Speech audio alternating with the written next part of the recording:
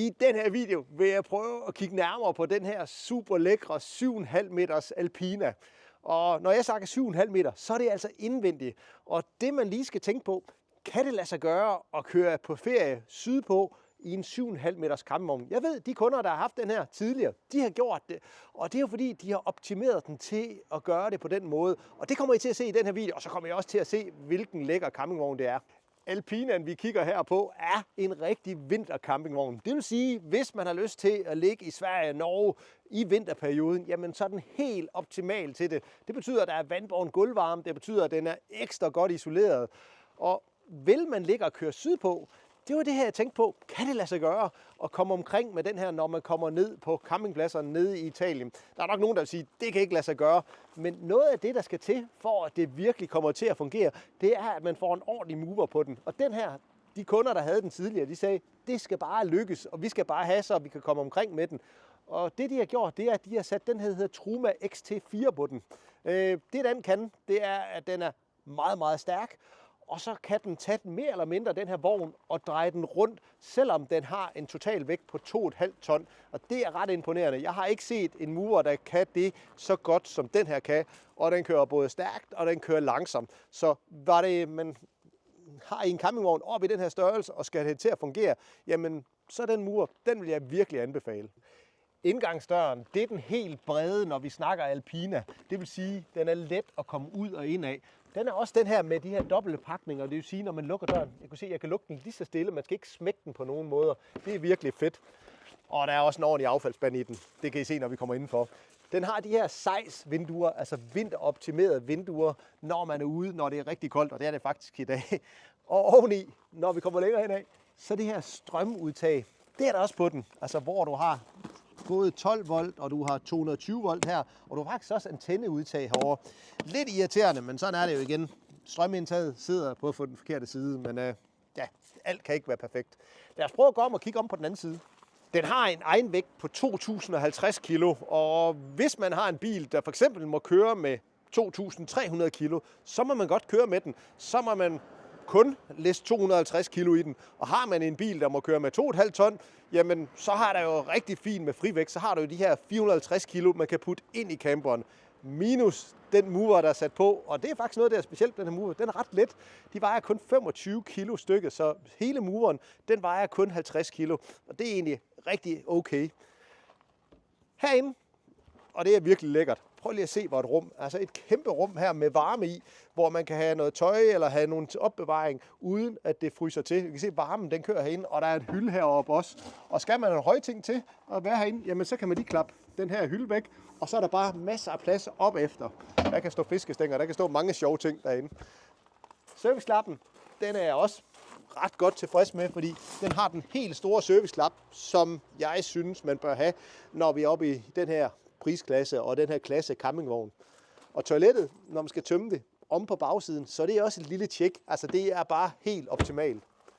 Længere hen, så når vi snakker Alpina, så har den cityvand, altså det her byvandstilkobling. Når vi kobler vandslangen til herude på campingpladsen, jamen så har vi mulighed for, at vi kører helt udenom vandtanken, og så får man direkte tryk ud i vandhanerne, og mange af dem, der køber den her, de bruger den jo ikke til at ligge og køre sydpå.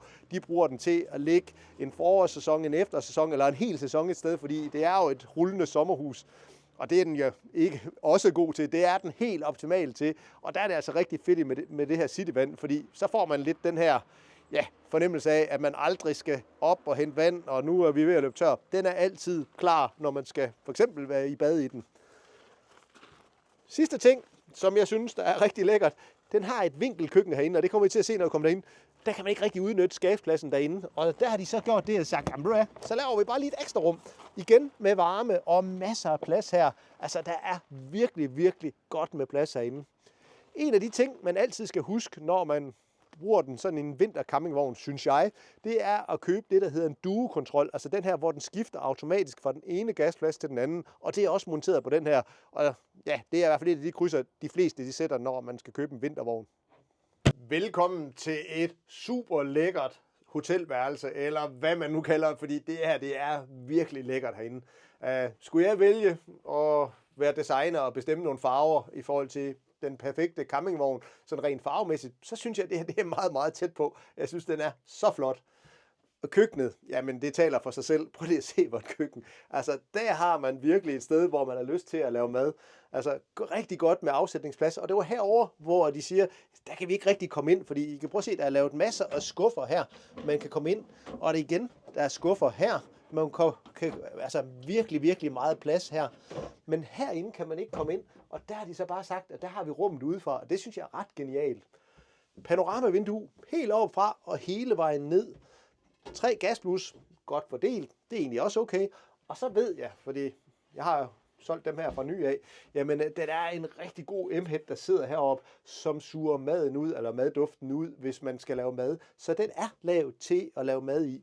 Og vil man også gerne have bagt noget lasagne, eller have lavet noget morgenbrød, eller et eller andet, jamen så sidder der også en gas bag ovnen. Så ja, man kan ikke være ret meget bedre. Og skabsplads, prøv lige at se igen, masser af skabsplads og udtræksskuffer.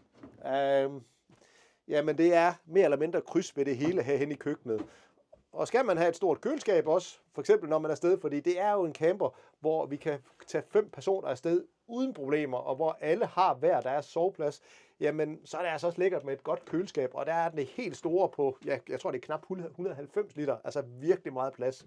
Og vil man også gerne have en mikroovn med, så er der forberedt til, at man kan sætte en mikroovn herinde. Jeg ved ikke, der er ikke så mange, der bruger det mere, tror jeg, men vil man have med, jamen stikkene sidder derinde, og så kører det hele. Men sidegruppen her, den er rigtig fed. Jeg kan allerede sige på forhånd, hvor min plads den bliver. Det er i hvert fald det, jeg vil kæmpe for. Jamen prøv lige at se her, at der er simpelthen en elektrisk chaiselong, hvor man kan sidde på. Ja, prøv at se her, når jeg sætter dem op på den her måde. Her kan jeg sidde og få en middagslur, eller sidde med min computer. Det synes jeg er virkelig fedt. Og vil man bare bruge den som sidegruppe, jamen så kører man den bare elektrisk ned igen, og så kan den støde til sidegruppen herover. Virkelig lækkert. Det var et kryds, der var ret dyrt for de kunder, der satte det. Jeg mener, det koster 15.000 ekstra at få den her sideplads. Bordet, det er jo det her. Ja, jeg ved ikke, om de har patenteret det, men i hvert fald et rigtig, rigtig genialt bord. Man åbner op på den her måde, sådan her, og så gør vi sådan her, og lukker vi sammen. Sådan. Og nu har jeg lige pludselig et rigtig stort bord, hvor man kan sidde 5 personer uden problemer. Og den her, den kører vi bare nedad, og så bliver det også til en sidegruppe. Og masser af sideplads herovre. Altså, det er ikke noget problem at komme til at sidde 5 personer i den her sidegruppe. Og så har man også bordpladsen til, at man kan sidde og spise herinde.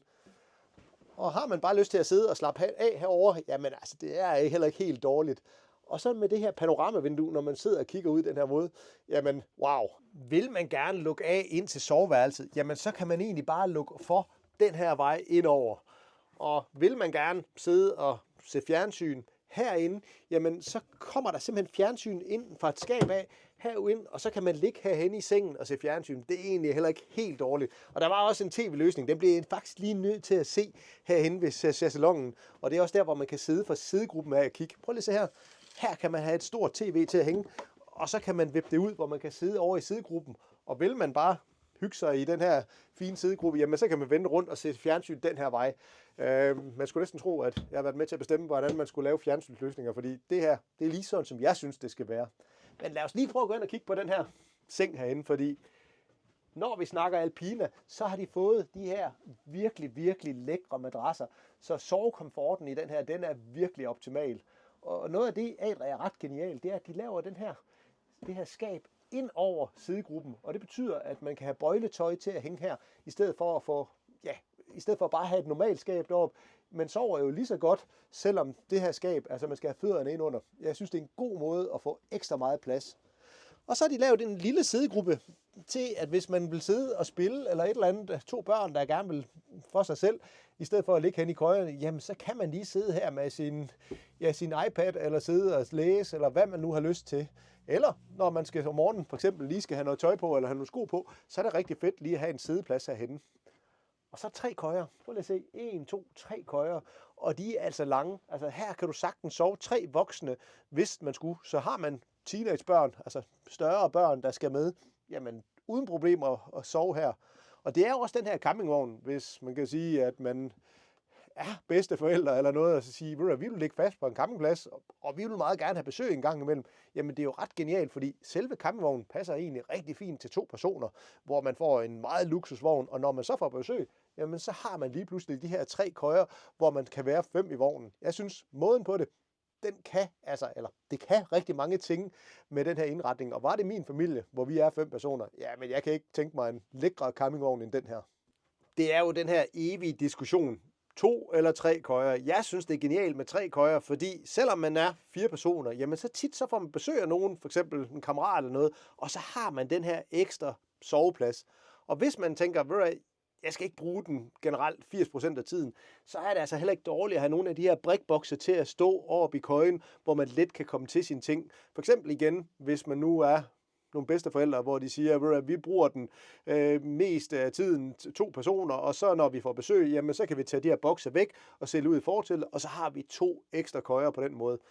Igen, det er jo fantasien, der sætter grænserne. Hvis man ikke har meget fantasi, jamen så finder man aldrig den helt perfekte campingvogn. Køjen eller sengen, den kan man også lave om med elevation, så hvis man gerne vil sidde om aftenen, eller gerne vil sove med hovedet lidt mere højt, jamen så kan man vippe den op på den her måde, og så få den her elevation. Det er ikke elektrisk, det havde været fedt, at den havde været det, men det er da meget fedt, at det er i den.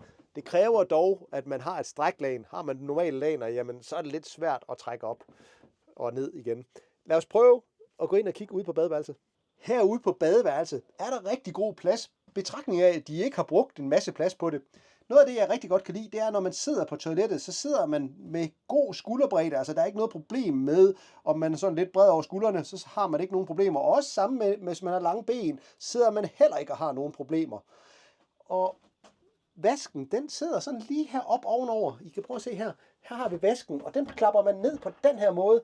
Altså, når du klapper ned, og så har du håndvasken fremme, og du har noget til at sætte af på. Det er noget af det, der er nyt på de nye klapvaske, det er, at man stadigvæk kan sætte noget fra.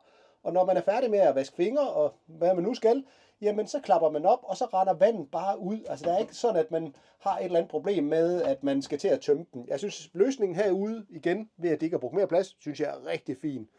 Heroppe har vi så spejlet, og det kan lige prøve at åbne op her. Et stort spejl, og det vi så får her, der får vi altså masser af hyldeplads, eller masser, okay med hyldeplads herover, og prøv at se igen, kvaliteten det er lavet i, altså det er virkelig, virkelig lækkert og meget, meget stabilt, altså måden de gør det på. Og når vi kommer op i toppen herop, så har de lavet en mini-hække tagluge, altså en rigtig fin tagluge, så man både får masser af dagslys ind, og der er en bøjlestang til, hvor man kan have sit tøj til at hænge, hvis man skal have noget til at hænge til tørre. Og hvis man vil bruge den som bruskabine, så har de altså et bruseforhæng, man lige kan køre rundt, altså både ved døren og også hen ved spejlet. Og så er der altså en fin brusesøjle her, som I kan se, hvor man kan stå og bruse herude. Og der er sådan, når man tænder lyset, så er der sådan en lækkert indirekte belysning herude også. Så jeg synes, igen, betragtning af, at toiletrummet er så lille, som det er, så er det altså rigtig, rigtig fint. De har udnyttet pladsen virkelig godt. Det her, det er bare en af de her campingvogne, når man kommer ind i den, og så tænker man bare, wow, altså det er et sted, der er mega lækkert at være. Og så med det her centralvarme og det her gulvvarme, altså som det er nu her, der har vi sat varme på, hvor det er, jeg tror det er kun 1-2 grader udenfor. Det er så lækkert herinde. Og når man går op og kigger på selve styrepanelet heroppe, altså prøv lige at se her, altså det her styrer vi det hele, altså der er en masse lysstyring, hvor man kan dæmpe belysningen lige som man ønsker det, og man kan programmere det, så når man kommer ind og siger, nu skal vi have tv-belysning, eller nu skal vi have hyggebelysning, eller nu skal vi have fuld belysning, det er der simpelthen nogle shortcuts, hvor man lige kan gøre det, og alt kan styres herfra, hvor man kan se, hvor meget vand der er på tanken, man kan se, hvor meget strøm der er på batterierne, altså det er virkelig lækkert lavet, og så har den jo den her alte centralvarme, hvor man både kan varme op på gas og på strøm, og det er den nyeste af slagsen. Men jeg ved, skal vi sige, hvis man ligesom en ejendomsmægler, hvis man skal finde pladsen i vognen, hvor man tænker, at det her, det er der, hvor at køberne de skal se den, når de kommer ind. Køkkenet, det er bare for fedt. Og så sammen med panoramavinduet, det var noget af det her Adria, det var nogle af de første, der begyndte at lave det her vinkelkøkken. Og det kan man også godt se, fordi det her, det er fuldendt.